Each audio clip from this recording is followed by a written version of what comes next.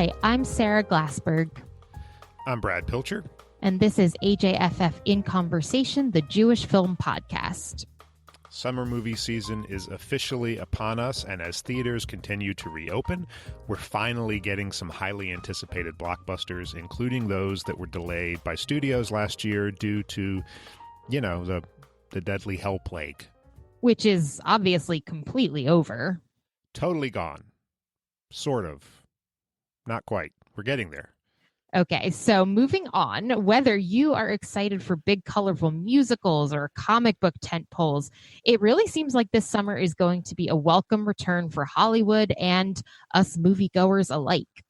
Fingers are crossed. Of course, this got us thinking about whether there are any Jewish blockbusters, and if not, why not? And if so, how so? What does a Jewish blockbuster even look like? A big part of what's prompting these questions is that Jewish filmmaker and apparent ubermensch Steven Spielberg is arguably the inventor of the modern-day blockbuster. With films like Jaws, E.T., and Jurassic Park, Spielberg became synonymous with big-budget thrill rides that were hugely successful at the box office, literally busting the block with lines of people wrapping around movie theaters. Let's call that Spielberg 1.0. Later in his career, he pivoted away from the blockbuster towards more serious dramas, some of which were overtly Jewish. Think Schindler's List, think Munich. Does it say anything that his Jewiest work was well outside the blockbuster category? Well, then, of course, there is one of the stars of the aforementioned Jurassic Park, Jeff Goldblum, an actor whose Jewish identity is part of his very memeable persona. His character, an actual Jew in Independence Day, saved the world in one of the uber blockbusters of the 1990s. With a computer virus uploaded from a Mac to an alien spaceship. My God. Anyway, so believe it or not, we have a lot to talk about. And joining us is senior editor at Collider and good friend of ours, Matt Goldberg. Listeners will recall that Matt joined us last year for our Stanley and Beyond episode on comic book movies. So basically, you're our resident expert on summer movies. Thanks for being with us today. My pleasure.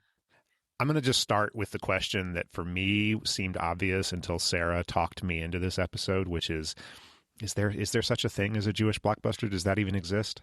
I mean, I'd say yes and no, but not in the modern era. And even before the modern era, it's debatable. To predate Spielberg, you'd have to sort of go more to like the lavish studio era productions of things like Cecil B. DeMille's The Ten Commandments or Norman Jewison's screen adaptation of Fiddler on the Roof. And these sort of big musicals are sort of, in a way, they lead with, Jewish characters, but even then there's sort of a broader appeal there. So when you look at DeMille's 1956, The Ten Commandments, yes, it's about the Exodus story, but it's also very much a film it's a Cold War drama in a weird way. It's DeMille comes out at the very beginning, open to the curtains, and he's like, this is about freedom. And I'm like, who are we fighting that would not have freedom, that we say does not have freedom? Let me think about that in 1956. So, you sort of have to thread the needle there to sort of say, what qualifies as a Jewish film, and then does it meet the standards of what we would determine as a blockbuster? That's interesting. I had not thought to go back that far because for me, the term blockbuster is such a product of 70s and 80s filmmaking. We don't really use it a whole lot anymore because now pretty much anything that goes into a theater is designed like a blockbuster. We don't have those mid-level dramas anymore, but it is interesting to think about like those early films were kind of blockbuster-esque in their way, but those were almost like Judeo-Christian more than they were Jewish. Charlton Heston as Moses, I don't think Moses and Charlton Heston had a lot in common, but that may just be me. I think you're right. It is sort of Judeo-Christian. Again, then it's sort of like trying to thread this needle of, what qualifies as a Jewish film and what qualifies as a blockbuster. And I think the modern blockbuster is certainly ushered in with both Jaws and Star Wars in 1976 and 1977. But before that, you did have sort of these different tiers of what studios were willing to spend. And, it's different from what we consider now. So a film like My Fair Lady, which came out in, I believe, 1964, that was the most expensive film of all time when it was made. It cost 17 million at the time, which adjusted for inflation, I believe is 140 million. And I know these numbers because I recently reviewed the 4K of My Fair Lady. You just do this math in your head, right? I should just be like, oh yeah, I know inflation numbers all the time. But that just the idea of where were studios willing to spend money, because they were spending money in other places as well. You had your B pictures, you had your sort of diversity of like, okay, well, this film is not really what we're going to be lavishing on, because we don't think it will have the same audience, but we want to, make this picture because it works for our bottom line. But it's just the nature of the blockbuster changes with Spielberg and Lucas. And certainly Spielberg is such a major figure. And I wanted to sort of, to go to your question about sort of, are his films, Jewish, these Jewish blockbusters? And I would say yes, but not in a, I mean, this is not going to be the most uplifting argument on the Atlanta Jewish Film Festival podcast, but it is in the way of assimilation, which is that essentially to go for a broader American theme and sort of to tuck away your Jewishness so that, if you're making a film like Jaws or like Close Encounters of the Third Kind, what you're really doing is telling stories about families and family disruption rather than simply leading with anything that would be Jewish. That sort of, to me, is Spielberg's thing. And then when Spielberg does sort of, I think, go to his Jewishness with Schindler's List, for him, it's the Holocaust story and sort of trying to wrestle with that, which I think is fascinating in its own right. Something that I want to ask about that I've been thinking about while you were talking about blockbusters as they were sort of conceived pre-Spielberg and post-Spielberg, I wonder how much this depends on genre too. Like I'm just thinking about when we were talking about Spielberg, there are these adventure movies, and then he kind of goes more into your somewhat more traditional, possibly awards centric or awards geared, dramatic fare. And I'm just trying to wrap my head around with Spielberg in particular, like, are there any, I just wonder if there are examples that we could think about where his two sort of identifiers or his two sensibilities as a Jewish filmmaker and as a blockbuster filmmaker do kind of coincide. Like, I'd love to talk about Saving Private Ryan, but also the Indiana Jones franchise. Obviously, there are Nazis in two of those films, and I don't know if that's enough to consider those films Jewish, but in my mind, that's the bridge between his two sensibilities. And I don't know if you feel differently, and how much genre has to do with this as well, which I think is a whole larger conversation outside of Spielberg too, that we can get into. Well, I think something worth considering with Spielbergian dramas is that you also have to sort of keep in mind that, we associate, his Jewishness really comes to the forefront in Schindler's List.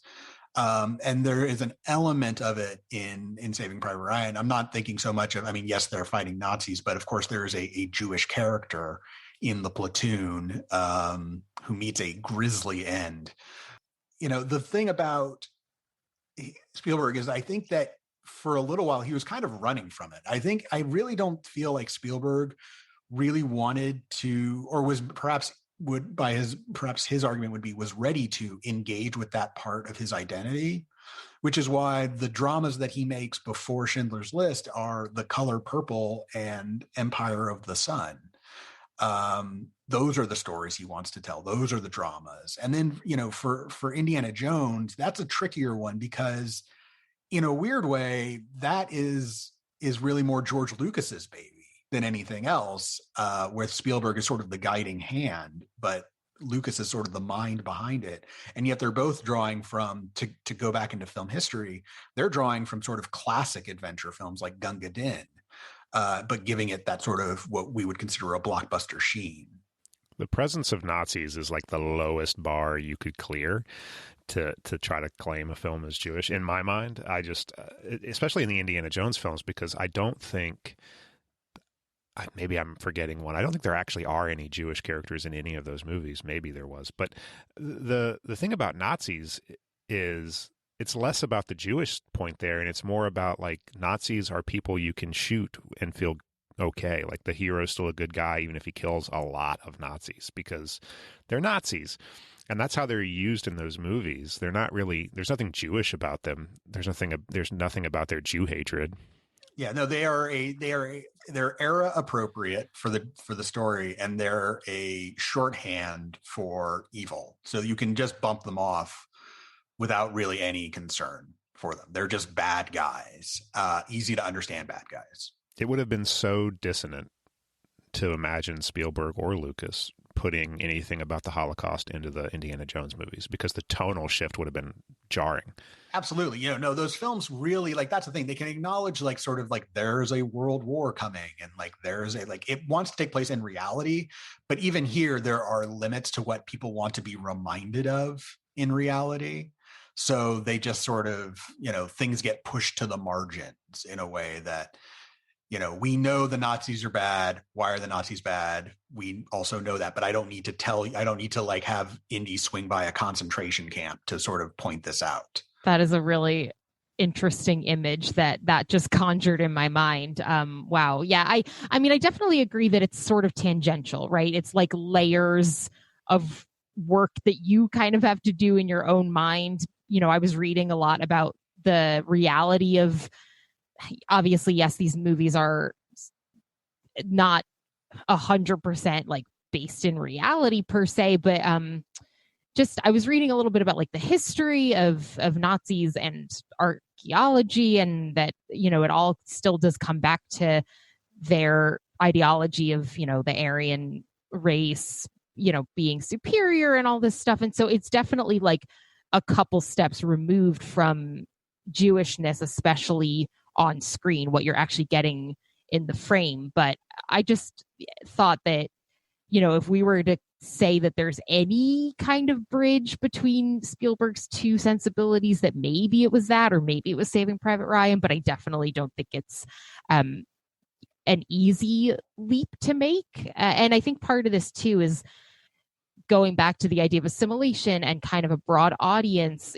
Blockbusters are very much, I think, just what you are getting on the screen. There isn't always a lot of nuance. It's all about the thrills and what you're actually seeing and the experience. So, I don't know how much you can necessarily go into ethnic niche with a blockbuster. I don't know if you have thoughts on that, but I think thered be a lot of, even with the Indiana Jones example, right? Like it's a lot of expecting the audience to project onto them something that maybe isn't in the text itself. And with a blockbuster, I could see that being more difficult to do. I feel like that gets to the definition of blockbuster. I mean, for me, blockbuster is about the combination of two things. It's spectacle and it's a broad audience. And it's both of those things. It has to be both of those things. It's not just a 4-quadrant film. It's a film that has to be experienced on the big screen. It's where people will line up and buy a ticket because they need to see it in a theater, because there's a spectacle to it that doesn't land if you're watching it at home.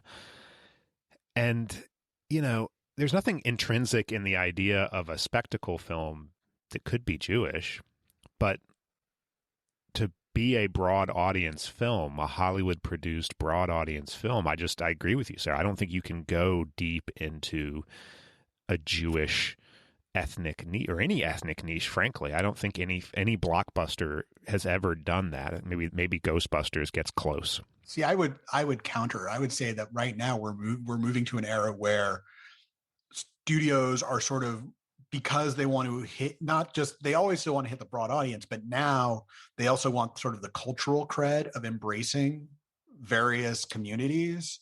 So for instance, a film like Black Panther can speak to, a certain, background, or, if you want to talk about, ethnicity, you have the upcoming Miss Marvel show where the superhero is a Muslim, and then that superhero will be in the Marvels. So, this notion of, yes, they're trying to appeal to a broad audience, but now I think it's shifting a little bit so that, these studios are saying, okay, we previously just said, we were still choosing an ethnicity before. That's the other thing. We're not like we say, oh, they want a broad audience, but when you choose typically a white male guy, you're still choosing an ethnicity and a gender and a background. And now, there's an effort to say like, well, if we have studio clout and we have an audience, maybe we can guide them towards different, kinds of cultures and backgrounds and that people wouldn't normally see. So like later this year, you get Shang-Chi coming out of Marvel. So, what does it mean to have an Asian superhero and what does that say?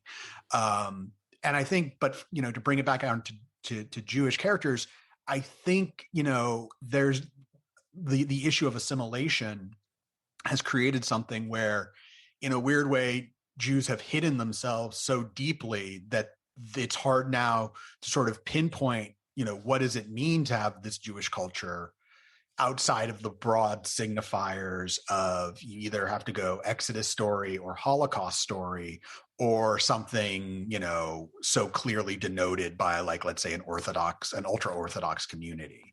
So, what does that mean to have a Jewish hero is it's more questionable. And I think, this kind of goes to the point about Jeff Goldblum in Independence Day, which is like, yes, he's a Jewish hero, but it's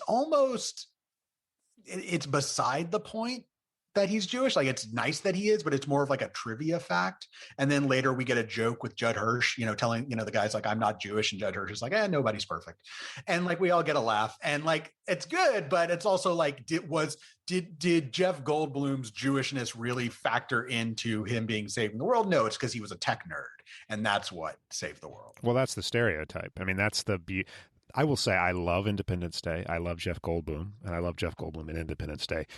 But for me, the thing about his character in that film is your mileage may vary on whether or not this is a good thing or a bad thing. But the Jewish nerd is a stereotype that we've seen a lot. Obviously, Woody Allen patented it. But it was never like a good thing. And then you get this ensemble blockbuster comes along with Will Smith and Bill Pullman, and there's all these different characters, and there's no one protagonist per se, but the closest you get is like Will Smith and Jeff Goldblum. And one of them is Jewish nerd as hero, and probably only Jeff Goldblum could pull that off because Jeff Goldblum was not just like Jewish, he was sexy Jewish, which just feels dissonant when you think about the stereotypes. So for me, it was awesome to watch. I hadn't converted to Judaism yet, so at the time, so that didn't land as hard with me at the time. But watching a kind of nerdy, smart character, admittedly, do the stupidest thing in the world, which is try to write a computer virus on a Mac that uploads to an alien spaceship, which makes no sense. But it's a blockbuster. Who cares? Like, smart nerd saves the day. That is, it's different than the kind of Israeli macho Jew stereotype, but it's still like there's still something about that Jewishness that is important, I think, representationally. It's a blockbuster. It's not going to go way deep into it, but it's at least something. But the covert thing you mentioned, Matt, I think is interesting because there is this sort of assimilation that the Jewish community has done in America, and it makes most Jewish depictions covert and or stereotypical at the same time, which is one of the reasons why I don't think you can do like a Jewish blockbuster, overtly Jewish blockbuster. The Ghostbusters, I think, got close to that because the humor was kind of Jewish humor and some of the characters were coded as Jewish, but they were all covert Jewish. It was never front and center because you couldn't do it front and center. It was just that kind of New York humor, smart, kind of geeky stereotype. You just, maybe I'm wrong, but I just think that assimilation has completely, like, you can do Black Panther, you can do a Muslim character. I think visual ethnic diversity is an important thing for Hollywood today. You're absolutely right. But I don't think it extends to Jewish because Jewish is all about assimilation. Right, exactly. We've sort of brought ourselves, I mean, and this is not a new thing. I mean, if you go to, if you read Mark Harris's excellent book, Five Came Back, one of the things he touches on is that as, these studio heads were Jewish men, but they were so afraid of being depicted as Jewish first they were reluctant to do to create any kind of movie that would seem pro-war, that to seem, even though they wanted to go against the Nazis personally, they were so concerned about how they were going to be perceived as Jews in America. It was more important to them to to hold the line of assimilation and say, no, no, no, we're Americans first, than it was to be like, we have Jewish relatives who are, whose lives are in danger. I mean, this begs the question for me, right? Between, even if something is covert or assimilated, how much does representation still matter? Because for me, when I think of an example like Jeff Goldblum, even though he isn't necessarily a Jewish character in Jurassic Park, and he's certainly not a Jewish character in Thor Ragnarok, he, at least now in 2021, he has this star text. He has this persona as this hot Jewish guy who's on all these memes from Jurassic, from this pose he did in Jurassic Park. And it's just, he's an icon and a bit of a parody almost of himself that is so steeped in his Jewishness. We all know the stories of how he, I think, started wanting to be an actor when he was studying for his bar mitzvah and things like that. And so I just think even just seeing him in other blockbuster roles still matters, but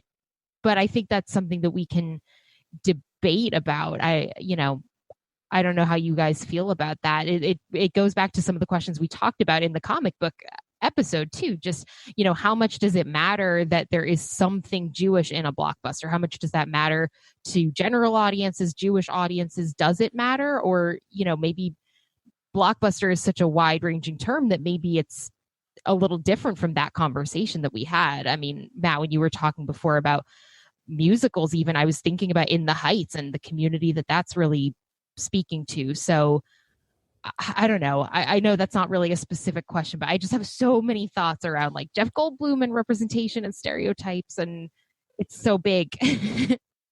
I mean, for me, Jeff Goldblum is a class unto himself, if that makes any sense. Like the sort of the iconography of Jeff Goldblum and sort of his verbal tics and his performances and what you expect from Goldblum sort of in a weird way supersedes any Jewishness of him. It's sort of the Jewish aspects of his character is sort of the breadcrumbs. Like he happens to be Jewish. And I think certainly more Jewish in a way than someone like Paul Rudd, but it's more like Goldblum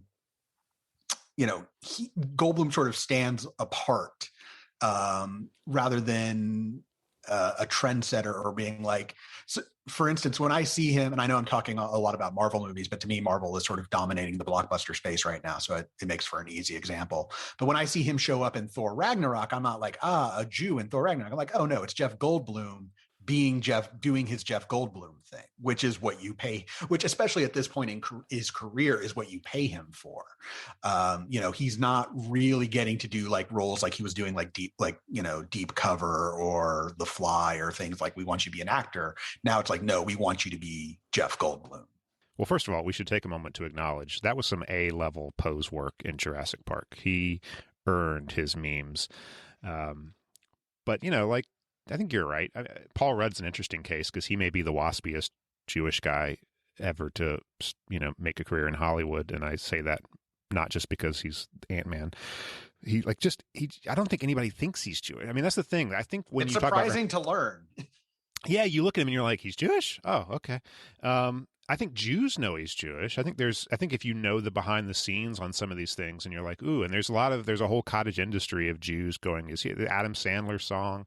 Like who's Jewish, who's not Jewish? We're really proud of the fact that, William Shatner and Leonard Nimoy were Jewish in Star Trek. Like those things are cool to us, but I don't know if it matters if the broader audience doesn't have a clue. And they don't have a clue. I mean, look, if Marvel makes the Fantastic Four and makes a big deal out of the Thing being Jewish, because he is, then I think that will be awesome. But I don't know why they would do that, because they're not going to get any street cred over it. They're not going to get the street cred they get from a Muslim, Miss Marvel.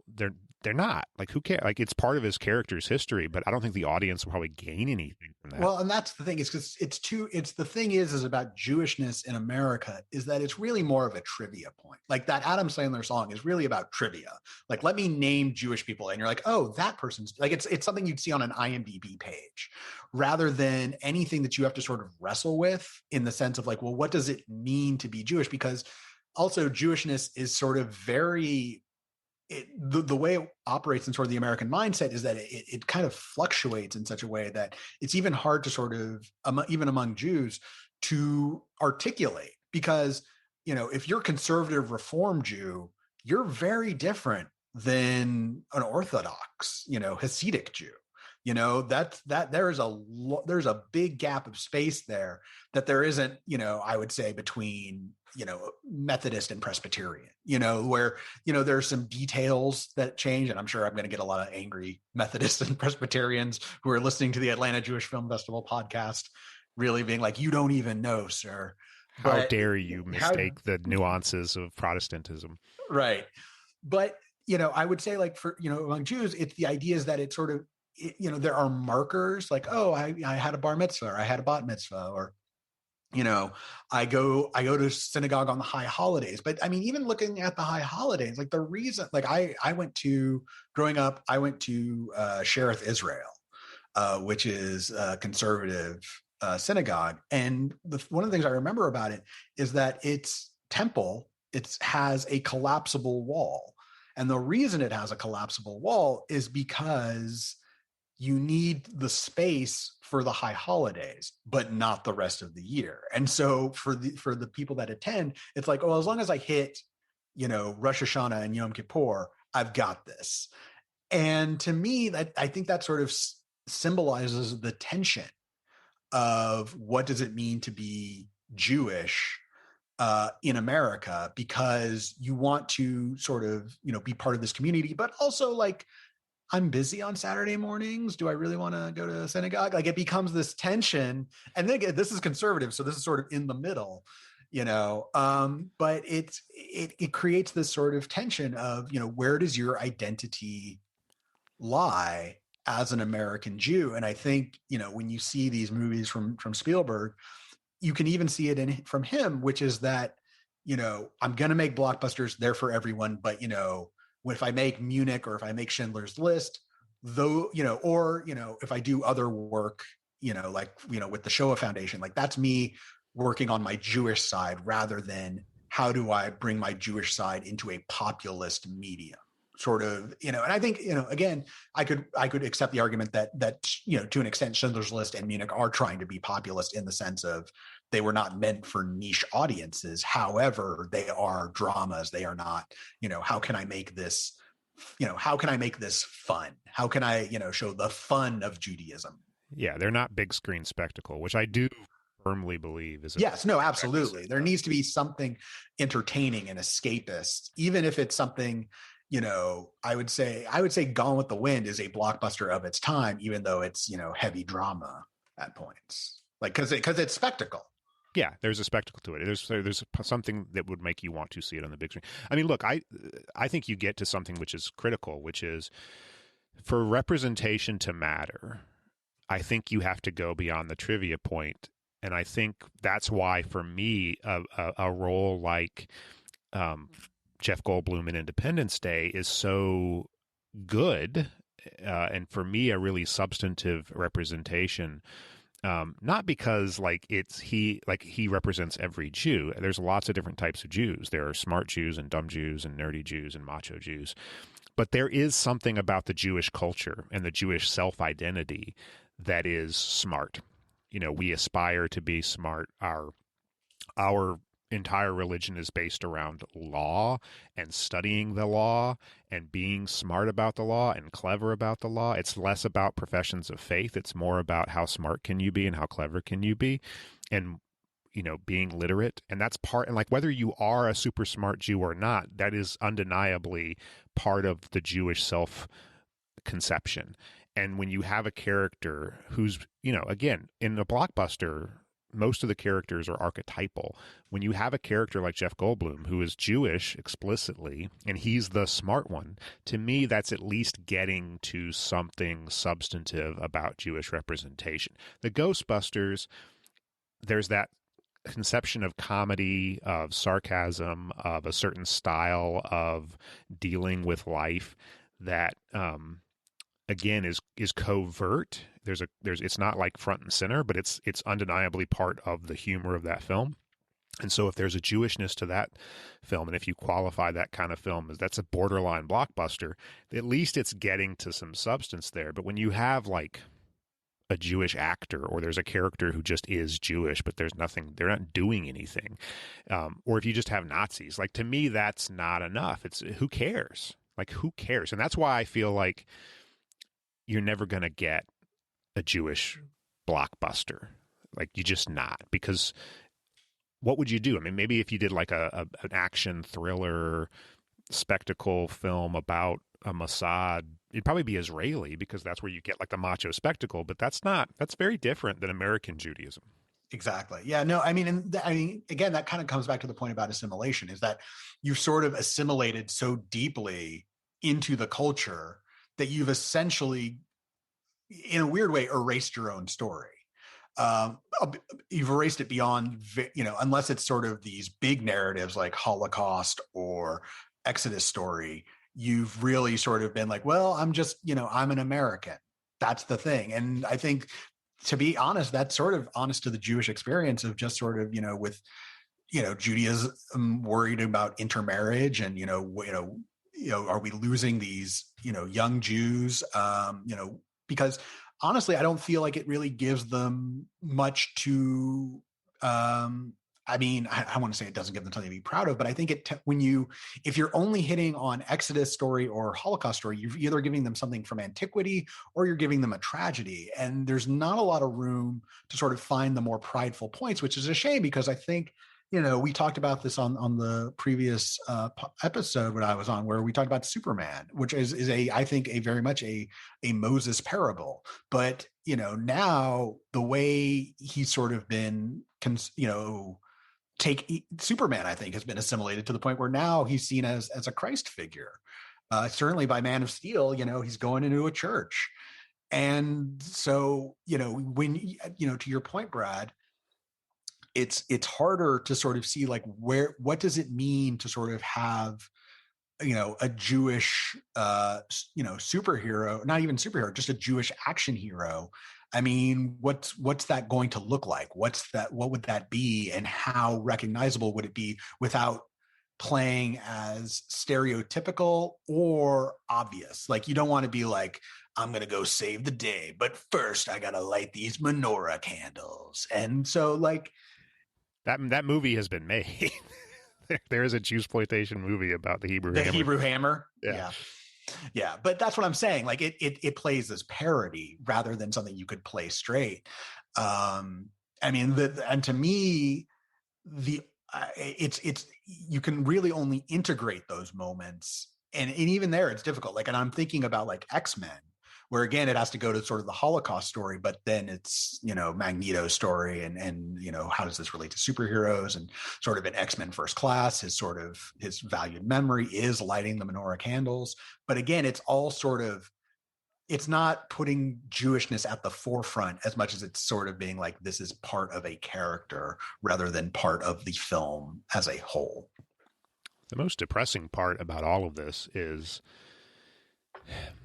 whether it's Jewish representation or whether it's Muslim representation, or, the broad American public, I don't think knows what Judaism, like, what does it stand for? What's the purpose? What's the value in the culture, in the Jewish self-conception, the Jewish culture? Jews are people who were killed. They're a minority and they were killed in the Holocaust, and now they have a country, and that country has a really kick-ass army. Like, that's what they see. And like, you see a Muslim character, you see a black character. There is a very limited understanding. So if you're going to do a blockbuster that's going to be broadly appealing and lead with Jewish characters or lead with Jewish themes, I don't know that it would land because I don't know the public would like get it. And also the tension there is palpable because if you ever made a blockbuster film about Mossad agents from Israel, badass, super macho, that is so much part of the Israeli self-conception, and it is so at odds with the liberal Jewish American self-conception of like peace-loving, justice-seeking, intellectual figures that you get like in Jeff Goldblum and Independence Day, that American Jews would be like, whoa, whoa, whoa, whoa, whoa, that's not us. So it's just really, I don't know. Sarah, what do you think? Do you think there's hope for a Jewish blockbuster? Maybe.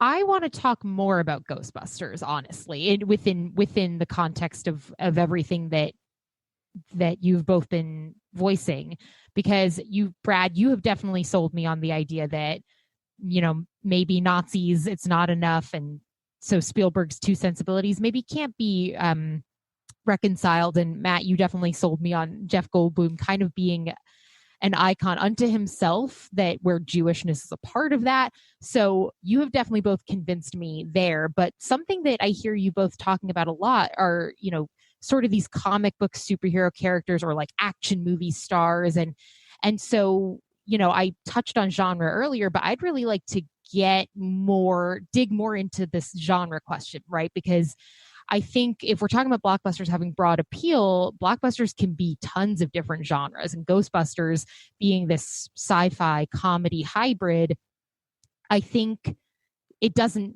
in that case matter if the characters are Jewish. I think this goes back to this larger question of what makes a Jewish film.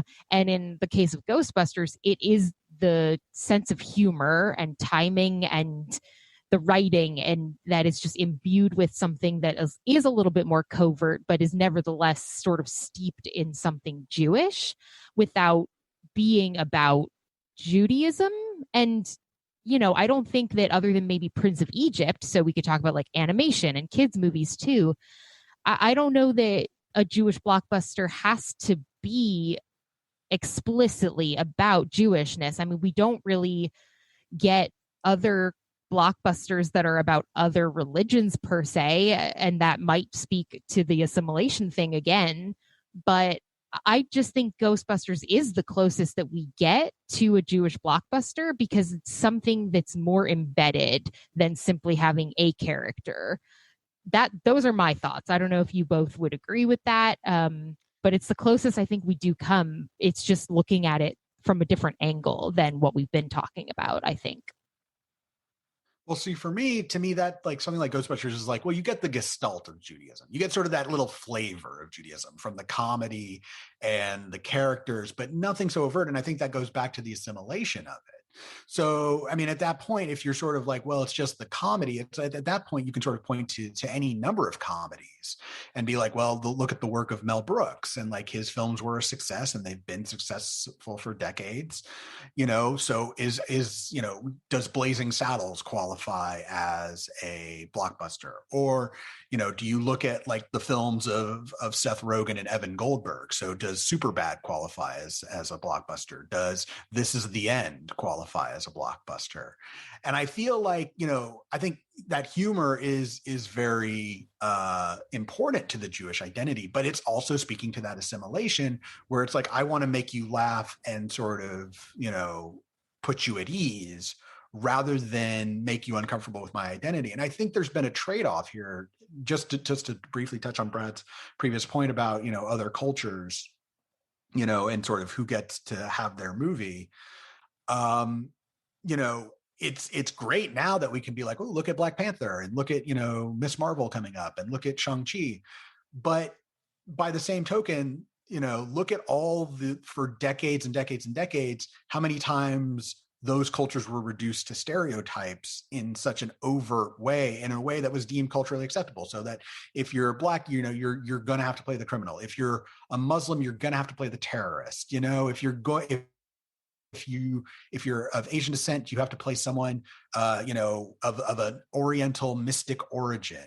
You have to sort of touch on these stereotypes that were created in whiteness. And Jews seem to have sidestepped that but in an attempt to avoid any negative, connotation, so that, we didn't have, there were decades of Jews who didn't make a thing of their Jewishness, but also they didn't have to like, well, I have to play the money lender or something like that. Instead, they just sort of, they wiped it away completely and just said, you know what, I'm just inoffensive and I'm part of America. I'm here to make you laugh. Don't think too much of it. And I think the trade-off there has been now that you can't really put Judaism at the forefront because you don't know what it looks like beyond, to go to your point, Sarah, if it's in Ghostbusters, it's like, well, these characters are kind of funny and kind of sarcastic and kind of coded as Jewish, kind of, but in a way that no one would really, you could come in and out of Ghostbusters without ever thinking about Jewishness. There is an inoffensiveness to Jewish comedy on the screen, which is funny to say because so much of Jewish comedy classics are somewhat offensive, even if they were just offensive in their time. I mean, The Producers was offensive in its time because it wasn't that long after the Holocaust, and to make a joke out of it, even to make a joke out of the memory of it, was seen as somewhat controversial at the time. But you're right when you talk about, by the time you get to the 70s and 80s, especially the 80s and the 90s of Jewish comedy, it is very inoffensive. But I don't think that's part of the blockbuster conversation. For me, Ghostbusters only barely qualifies as a blockbuster because of the sci-fi adventure spectacle elements of it.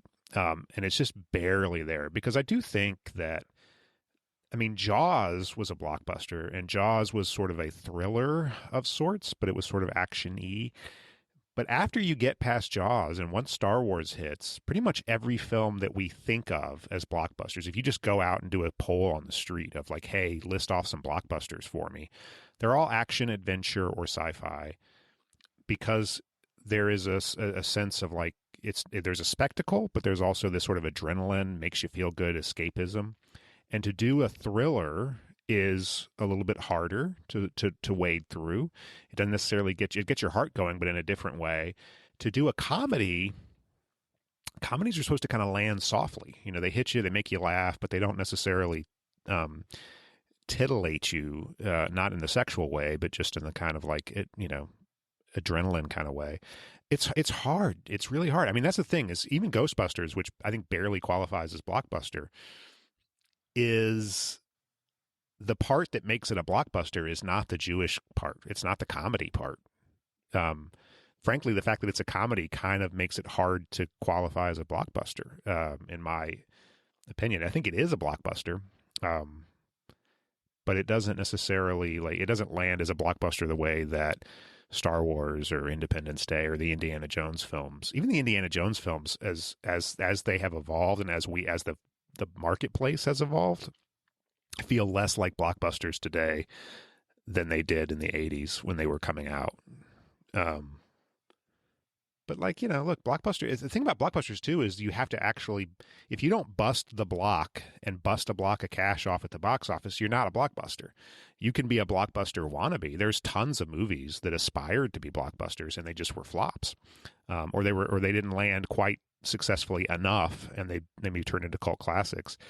But there's not that many blockbusters every year. If you're talking about what were the big hits at the box, there's maybe half a dozen films a year at most that I would actually say deserve to be called blockbusters. I mean, to me, I would say the blockbuster, I always look at intent rather than outcome, because at that point, you have to sort of, if you're looking at just it made a lot of money, well, but it also has to check the spectacle box. Then you're sort of working it from two ends. So for instance, The Hangover was a huge hit, massive hit. Is it a blockbuster? It's a blockbuster comedy in that it makes a lot of money. But I would say blockbuster to me goes more to the studio came in with they were willing to spend a certain amount of money because they thought this will get a certain amount back because it is a blockbuster. So we're going to spend $200 million on John Carter because we think it'll make us $1 billion. And that didn't work out. But but the thing is that John Carter, it checks all the boxes. It's big, it's spectacle, it's adventure, it's a blockbuster on paper. It just didn't succeed. But ultimately, there are tons of films that don't succeed for whatever reason, whether it's they were marketed poorly or released at the wrong time. This notion of like, well, it's, you intended it to be a blockbuster, but didn't succeed at the spectacle. Sometimes that's true. Sometimes that, you put a blockbuster project together and it's not entertaining, but that can be only one reason why a film doesn't succeed. So for me, blockbuster is more about studio intent, because in the same way that they're looking at it on their budget sheet of like, oh, this needs to be a blockbuster because I'm going to spend this amount of money on it. No, when Warner Brothers released The Hangover, they didn't know it was going to be a massive hit. They thought they'd get like a nice tidy return on it. Like, oh, we'll spend 40 million and we'll get 80 million back. That's nice. I was not in their plans in terms of like its return. So to me, a blockbuster, in terms of the way the studio system is currently set up, has to sort of factor in that this is a tent pole on the schedule that we are really going to build around, rather than, this film made a lot of money. I have been so enjoying this debate about blockbuster being sort of impact versus intent. I sort of view it two ways. Just personally, I think there are things like The Hangover where they weren't expecting it to be a franchise, and then boom, it's a franchise, and then it turns into sort of Brad's conception of a blockbuster. Like, now they're going to pump more money into it and make more of them and hope that people continue to be the fan base and come out and spend their money on it. So yeah, for me, it's always functioned both ways. And I think that speaks to the complexity of this issue.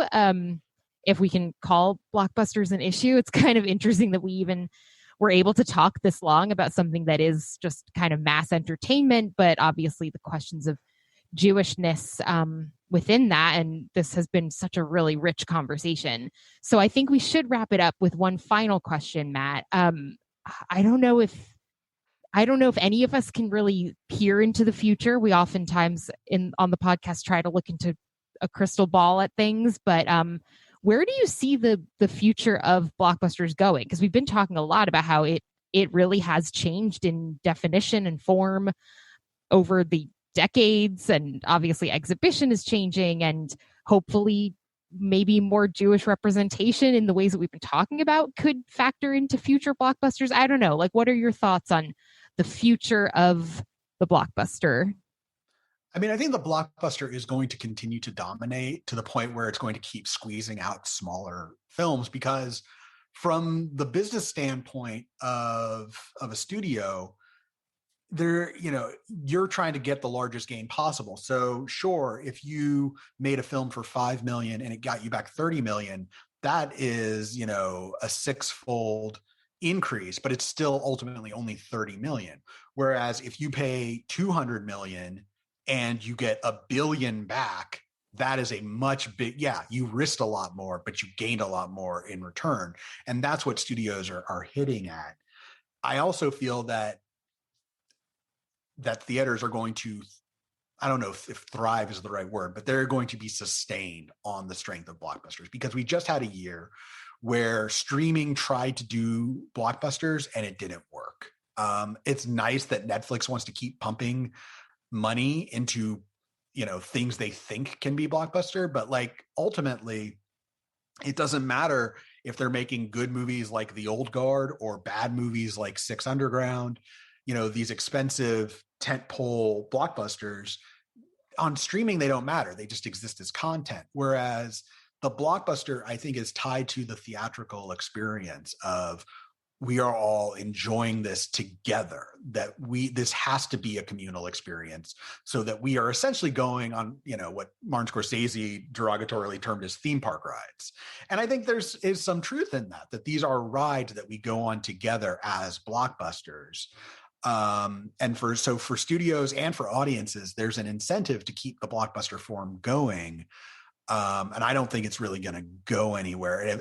If anything, I think it'll dominate theaters more because of what it requires of an audience.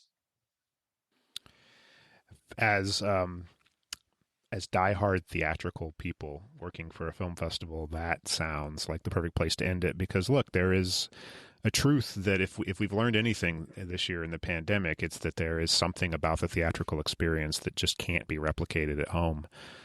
And for some people, that's fine. What they get at home is enough. But I think for a lot of people, it's not enough. And certainly for the culture, blockbusters are called blockbusters because of what they do at the bank. But they're also cultural touchstones. And I think for the culture, having that experience that we can all latch into in a finite period of time in the theaters, the shared, it's not the monoculture, but it's as close as we get anymore. That's important. And certainly it's part of our mission at the Atlanta Jewish Film Festival to talk about the value of being able to come together in a finite period of time in a finite space, and to have a shared collective experience. It's great. So I will say that's the best place to end it. And thank you for joining us, Matt, in this conversation. Oh, it's a pleasure. Thank you for having me on. Until next time, we are your hosts, Sarah Glassberg and Brad Pilcher. Also producing is Chris Holland, our technical director and editor extraordinaire. Thank you again to our special guest, Matt Goldberg of Collider.com. The music that you are probably tapping your toes to as I'm speaking is by the incomparable Joe Alterman. Please look him up wherever you get your music. You can always find more from us as well as show notes at ajff.org/inconversation.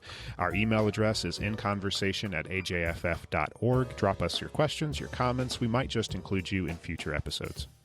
Don't forget to subscribe in your podcast app of choice or check out our YouTube channel for new episodes. Give us a rating, a review. Every little bit helps. And of course, please tell your friends about the show. Until next time, bye.